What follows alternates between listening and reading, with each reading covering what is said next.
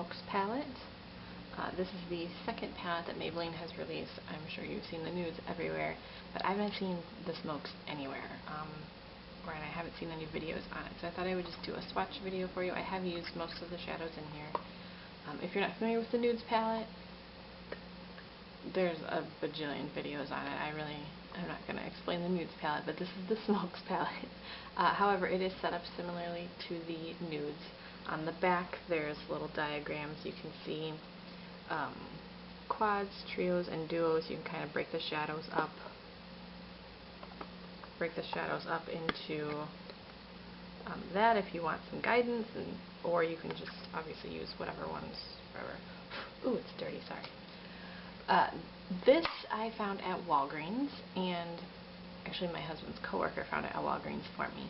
And then when I was at Walgreens the other day, I saw it again, and I always check to see if the Brights is out yet, because that is the third one that Maybelline is supposed to be releasing, and I really want that one.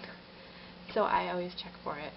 But I noticed that on the shelf label under the Smokes it said it was a Walgreens exclusive. I did not realize that at all, and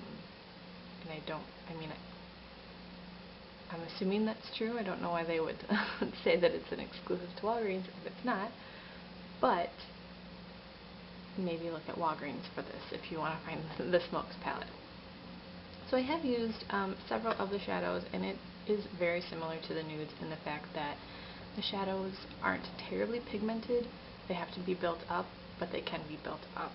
So this was $11.99 for 12 shadows, so $2 an eyeshadow. You're not going to get the single Maybelline eyeshadows for $2 each, most likely.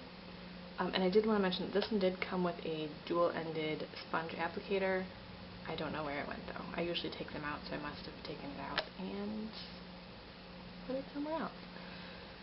So they don't have color names or anything like that, so I'm just going to swatch the top row and then the bottom row, and you guys can see this kind of like a slate blue color. They're not terribly pigmented. I'm gonna just say that right now. But they can be built up. So that's just the first swatch. And I'm going to swatch again. Right there. Tissue here. Alright, and then next is this sort of gray color, and it does have, like, you probably won't be able to tell, but it does have a little bit of shimmer or glitter in it. Like the slightest amount. It's kind of a taupey gray color. It almost looks a little bit purple. That guy right there. And then next is this black with glitter.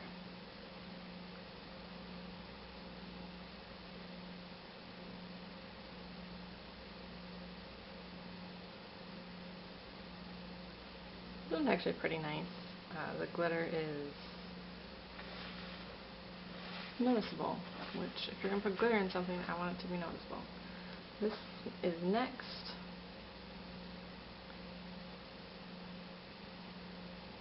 This, you're not even able to see. It's just like a brow bone color, pretty much.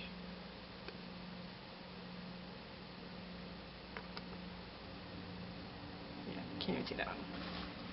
Sorry. Next is this, it's like a plummy color. This one I was pretty disappointed with. It's very, very sheer, I guess.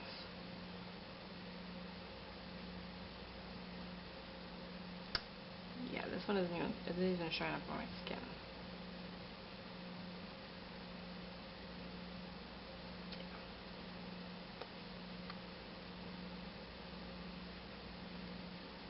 No, that one's incredibly disappointing. That one's worthless. And then last on the top row is this gray or silvery color. That one's not bad either. Alright, bottom row is this matte brown.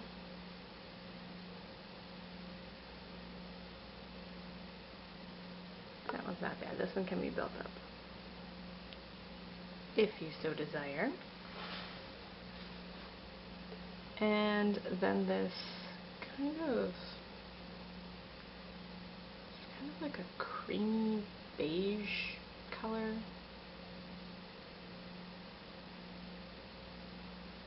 Right there. And then surprisingly, my favorite and the best color in here is this like gunmetal pewter color. It's really pigmented and oops, sorry. And it's very nice. I was actually quite surprised with that one. That's that guy right there. I've been using that one the most. I have used most of the colors in this palette. Alright, next is this guy. Okay, maybe not. I don't think I've used this one. This one is a little bit powdery, but it's pretty pigmented. And then this dark blue, it's almost like an indigo blue. There's like a little bit of purple in it, it looks like. And one right there. Okay, we'll put you right here. This one isn't very pigmented either. It's very sheer. And then last is this guy, which I haven't used this one yet. It's like a pinky color. And I doubt this one's going to show up either. Nope.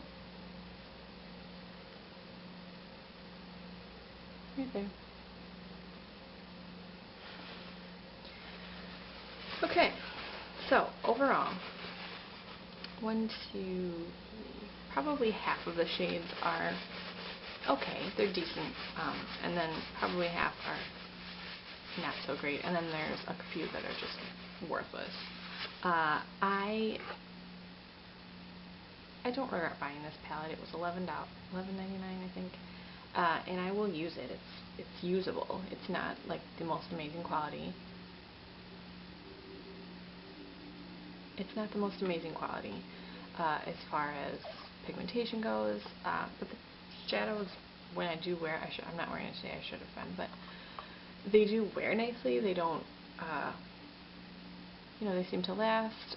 There is a little bit of fallout with them, especially this silver shade right here. There's a little bit of fallout with that one. But I have fallout with my Smashbox and Lorac eyeshadows, so I can't really compare that to this. Would I recommend it? If you are like super hardcore loving makeup and you just like want it to collect, and because you want all three, because there's going to be a third one coming out at some point that's going to be all brights, it's not the most money you're ever going to spend on something. So I would say yes, because it is usable, but don't expect much from all of the colors. Is that fair? I don't regret having this or owning this or spending money on it. I have used it actually quite a few times. So, yeah. It's like the most confusing statement ever, right? Would I buy it again? Yes, I would probably buy it again. Yeah, I would probably buy it again. So I guess I would recommend it, but don't expect, you know, the world to stop moving because of the amazingness of it. Is probably the punchline of this review. So don't forget to click that thumbs up button. It's like super easy to do, and it's free. And leave me a comment, because I love comments, and that's also free. So if you guys have any questions, please let me know, and I will talk to you guys soon. Thank you so much for watching, and have a great day.